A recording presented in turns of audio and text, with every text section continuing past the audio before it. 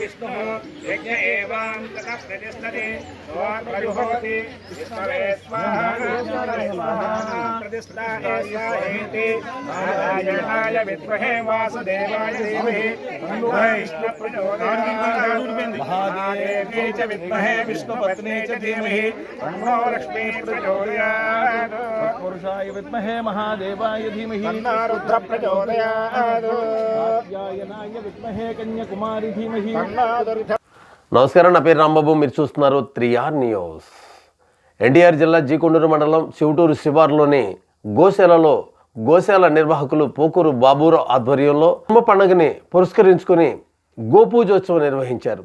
ఈ కార్యక్రమంలో బొమ్మారెడ్డి సుబ్బారెడ్డి, మడాలిక శ్రీకృష్ణ కుమార్లు పాల్గొని ఈ కార్యక్రమంలో ప్రసంగించారు.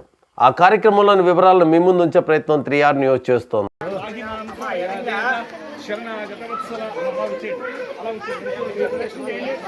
అందరూ కూడా దూరంగా ప్రదక్షిణ చేయండి. 3 సార్లు వెనక వైపు స్టార్ట్ చేయండి. దూరంగా ఓ బెదరకుండా దూరంగా దూరంగా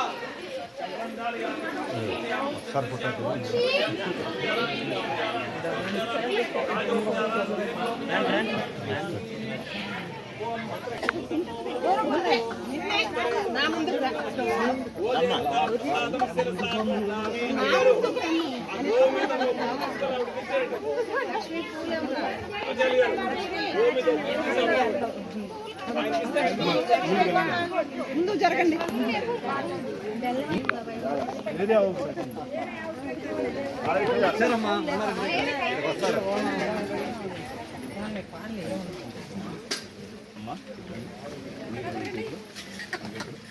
చెప్పండి. ఇంద్రియాహీనం భక్తిహీనం ద్రవ్యహీనం యత్పూజితం అయాదేవి పరిపూర్ణం దాదాపునే నీళ్ళు కింద వలే సాక్ష్యం వేసేయండి పైన.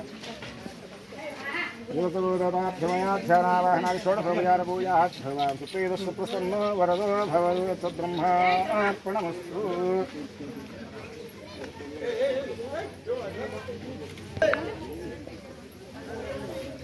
స్వామి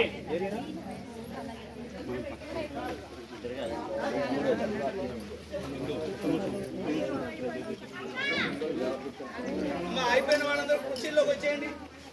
కుర్చీలో కూర్చోండి. రండి, అందరూ వచ్చేసేయండి. 3 సార్లు ప్రదక్షిణ అయిపోయిన వాళ్ళందరూ వచ్చేయండి.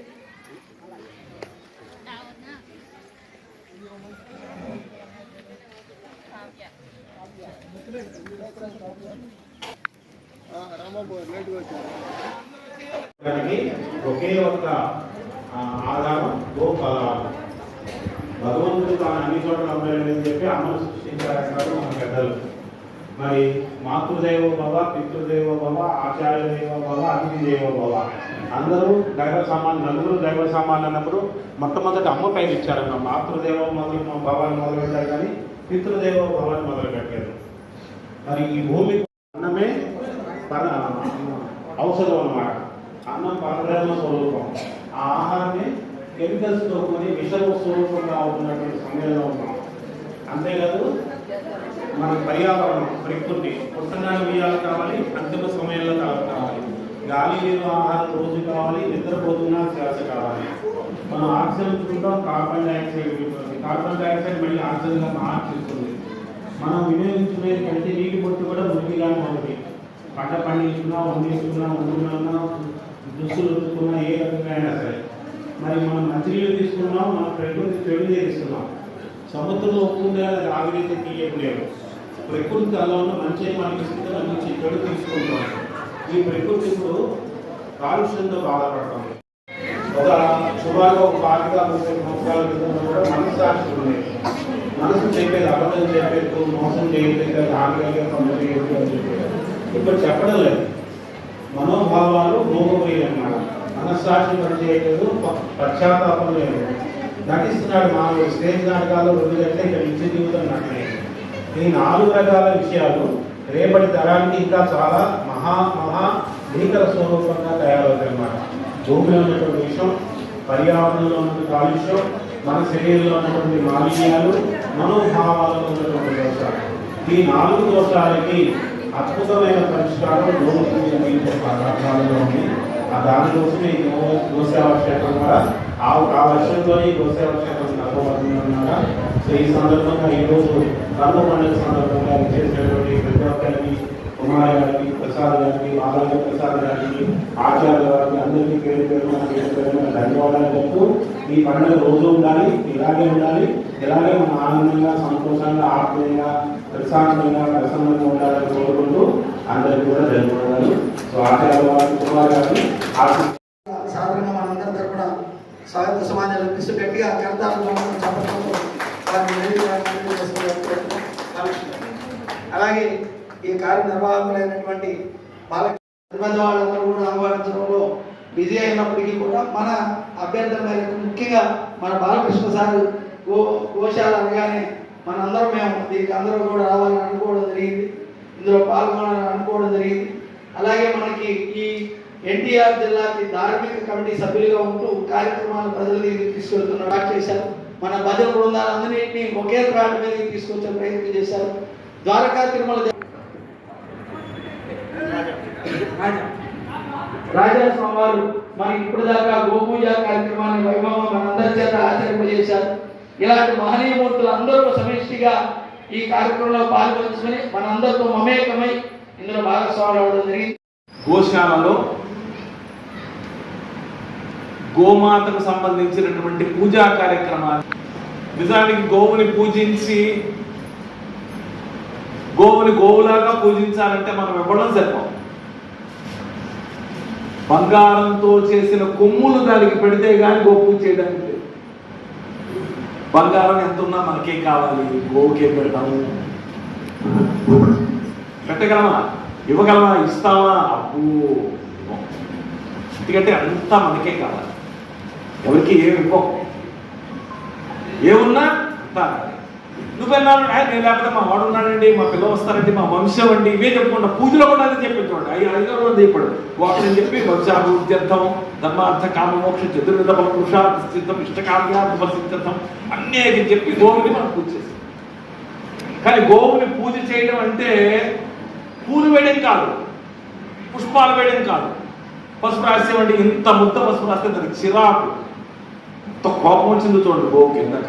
మీరందరూ తీసుకెళ్ళి వేసేస్తుంటే దానికి లేచి అందరినీ పచ్చి మనం ఏమైనా చేసేయాలన్నాం. కానీ గోమాత కన్నా మాతృ లక్షణం అది అంతే. కానీ దానికి కూడా చిరాకు ఉంటుంది. పసుపు నువ్వు కొంచెం పెట్టండి, కాళ్ళకి పసుపు రాస్తేనే ఇప్పుడు ఒప్పుకోవు, మనమే ఒప్పుకోకి. ఆహారం పెడతాం, అనారోగ్యం చేసే ఆహారం పెడతాం, ఆ పిల్లలకి పెట్టాం. ఆవుకి ఎప్పుడు బియ్యం పెట్టకూడదు, అన్నం పెట్టకూడదు. ఆవు తినే ఆహారం తౌడు, చుట్టూ నాకంటే ఇవే ఎక్కువ బాగా చెప్తారు. పచ్చిగా ఇవే పెట్టాలి. మనం ఏదో ఈ వారం రోజులు వచ్చి మీరు అందరూ 1 కేజీ బియ్యం పట్టుకొచ్చేస్తే ఆవుకు అనారోగ్యం చేస్తే తప్పదేమో ఆరోగ్యమైంది కాదు చేసే పని. అలాంటి గోవు గురించి నిజమైన పూజ అంటే గోవు గురించి తెలుసుకోవడం.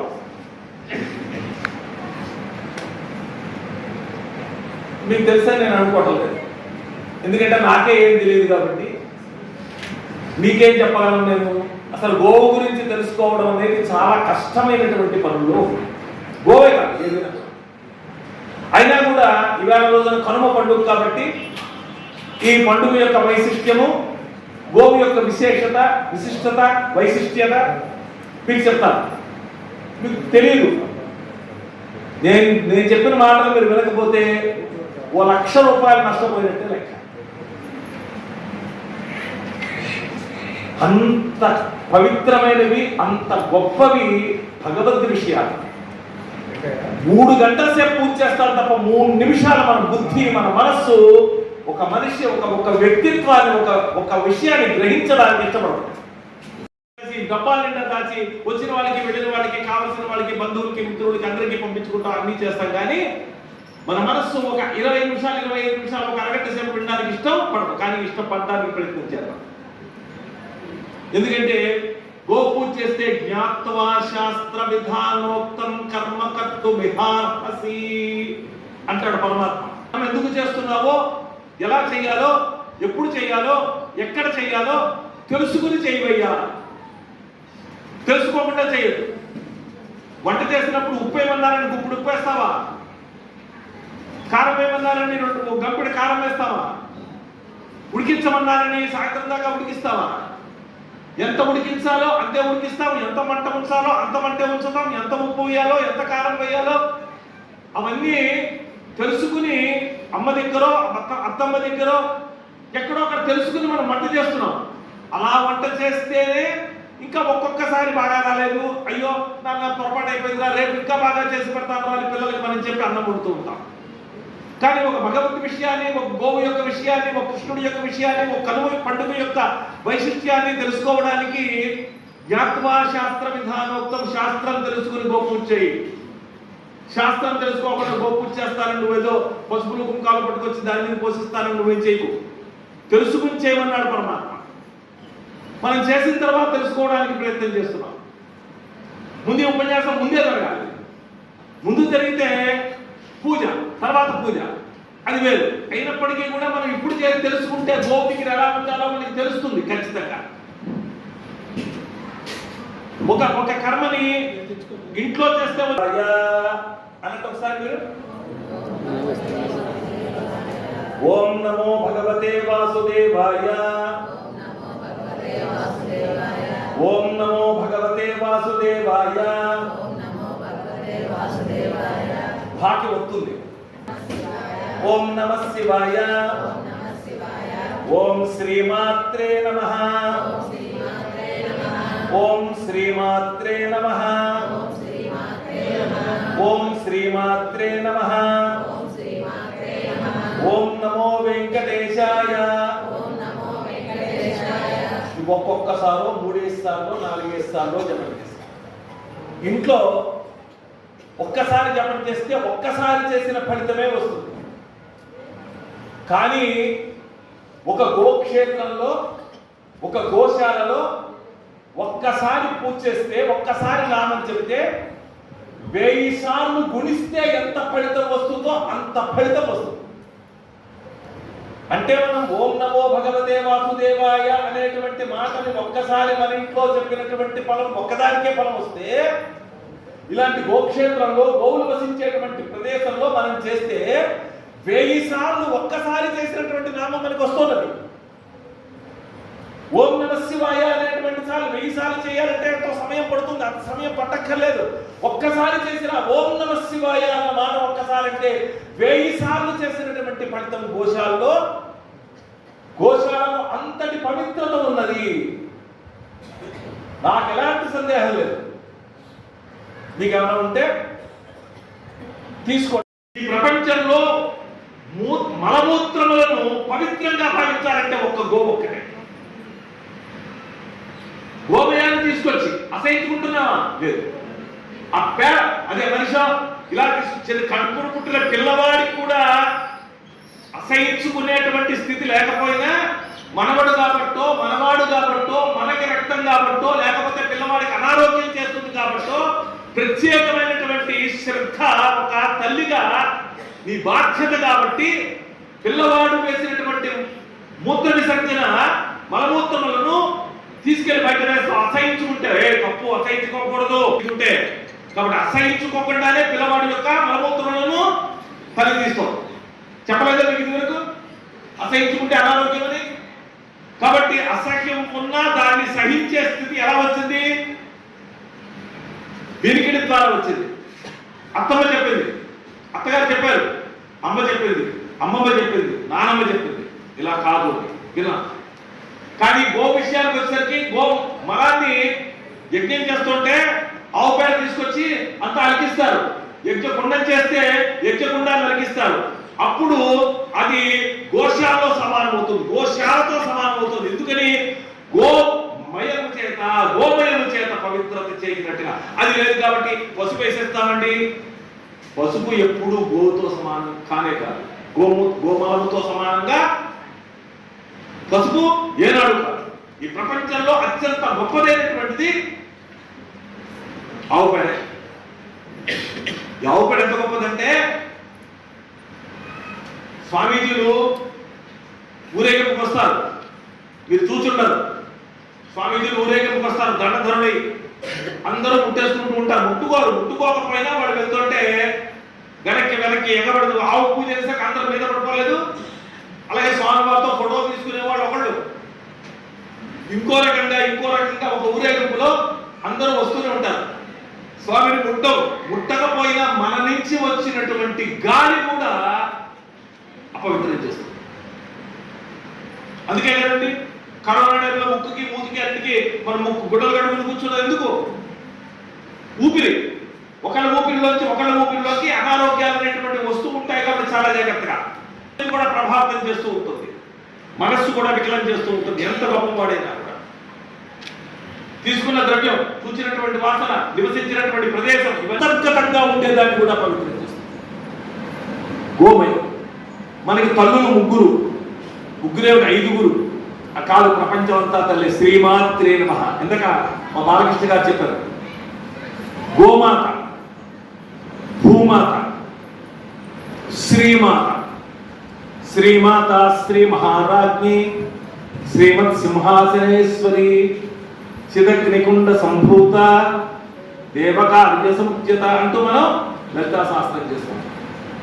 ఆ శ్రీమాతయే తన యొక్క శక్తులను భూమాతకు గోమాతకు ఉంచింది. అలాంటి లలితాపరా భండారికాదేవి ఎక్కడ ఉన్నది అంటే లలితా సహస్ర నామాల్లో ఉన్నది, ఆ స్తోత్రంలో ఉన్నది. మంత్రం గొప్పది. శ్రీమాత అంటే ఓం శ్రీమాత్రే నమః, ఓం శ్రీమాత్రే నమః, ఓం శ్రీమాత్రే నమః అని 3 సార్లు చేస్తే 30,000 సార్లు చేసినటువంటి ఫలితం ఇది. గోశాల కాబట్టి మనకు వస్తున్నది, గోప్రాంగణం కాబట్టి మనకు వస్తున్నది. ఆవిడ శక్తి స్వరూపులైనటువంటి అమ్మవారు మనకి కనిపించినటువంటి అమ్మవారు యోగులు, మహనీయులు, మహర్షులు కొన్ని వందల సంవత్సరాలు తప్పించి అమ్మవారిని అదృశ్య రూపంలో దర్శించగలిగారు. చిదగ్నికుండ సంభూత. ఆవిడ అగ్నికుండం నుంచి ఆవిర్భవించింది రాక్షస సంహారం చేయడం కొరకు. సామాన్యమైనటువంటి రాక్షసులు కాదు. కాబట్టి వాళ్ళను సంహరించాలి అంటే దేవగణముల యొక్క శక్తులన్నీ కూడా అందులో కావాలి. కాబట్టి దేవతలు వారి అంగములను ఖండించి ఆ కుండములో పడవేశారు. చేతులు, కాళ్ళు, శిరస్సు, ఒక్కొక్క శరీర అవయవాలను ఖండించి హోమగుండంలో వేస్తే ఆ దేవతల యొక్క శక్తులన్నీ కలిపి ఒక మహాంబిక, పరాంబిక, పరాభట్టాలిక లేదా త్రిపుర సుందరిగా ఆవిర్భవించింది అమ్మవారు. ఆవిడ అయ్యో ఈ మానవ కోటి ధరించడం కొరకే ఒక మహత్తరమైనటువంటి శక్తిని ఈ భూమి మీద నిక్షిప్తం చేసిందండి. ఆవిడే భూమాత. భూమికి పట్టే శక్తి ఉన్నది. నీతో పాటు 84 లక్షల జీవరాశులు ఈ ప్రపంచంలో ఉన్నాయి. నీ ఒక్కడికి ఆహారం కోసం నువ్వు తింటున్నావు. కెమికల్స్ అండి, అవండి ఇవ్వండి, ఇవి బావలేవండి, అవి బావలేవండి. మా బాలకృష్ణ గారు చెప్పారు, మీరు తిన్నంటే ఇలాంటి తింటున్నారు, ఇలాంటి అనారోగ్యం పోవాలంటే ఎక్కువ అవుతుంది. నిజం, సత్యం. ఒక పూట తాగితేనే మంది ఇంత తింటామా, ఇంత మందు తాగుతామా, దగ్గరస్తుందంటే ఓ చెంచాడ సిరప్ తాగుతాం. దానికంటే 1000 రెట్లు శక్తి మూలము నుంచి పనిచేస్తుంది గోవుకు సంబంధించినటువంటి. గోవులో వైద్యం ఉన్నది, గో క్షీరమునందు అమృతం ఉన్నది. అంతేకాని అమృత హేతువు లోపల అమృతాన్ని ఉంచాడు భగవంతుడు. శ్రీమాత గోమాతగా అమృతాన్ని నుంచి అందరికీ ఆహారమై తేలిక అలా తీసుకోవడం వల్ల తేలిగ్గా జీర్ణమై అమృతతుల్యమైనటువంటి క్షీరాన్ని మనకిస్తూ ఉన్నది. నిజానికి సన్యసించినటువంటి యతులు వండిన పదార్థాన్ని తినరు. గోవుతో చేసినటువంటి పిడకలతో దాన్ని ఏమంటారు, దాలని అంటారా?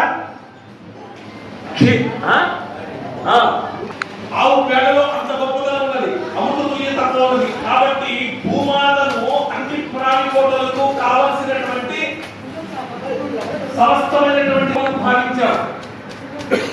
గోవు, యజ్ఞము, యజమాని, బ్రాహ్మణుడు వీళ్ళందరూ కూడా చక్రం లాంటి వాడు. స్వస్తిక్ చక్రం చూచారుగా, చక్రం ఇలా తిరుగుతుంది, ఇలా తిరగదు, అపసవ్యంగా తిరగదు. గోవు చుట్టూ సవ్యంగానే తిరుగుతావు, అసవ్యంగా తిరగరా. నీకు నువ్వు తిరిగినా ఇలా తిరగాలి, దోశ వేసినా ఇలా దోశ వేయాలి, ఇలా వేయాలి. దోశ మీద నూనె వేసావు, ఇలా నూనె వేయాలి, ఇలా నూనె. నువ్వు దోశ వేయడానికి కూడా నూనె అప్రదక్షిణంగా పడిగిరాదు. ప్రదక్షిణంగా వేసినటువంటి దోశకు అప్రదక్షిణంగా వేసినటువంటి దోశకు చాలా వ్యత్యాసం. గోవు యొక్క ప్రదక్షిణ అలాగే ప్రతిదీ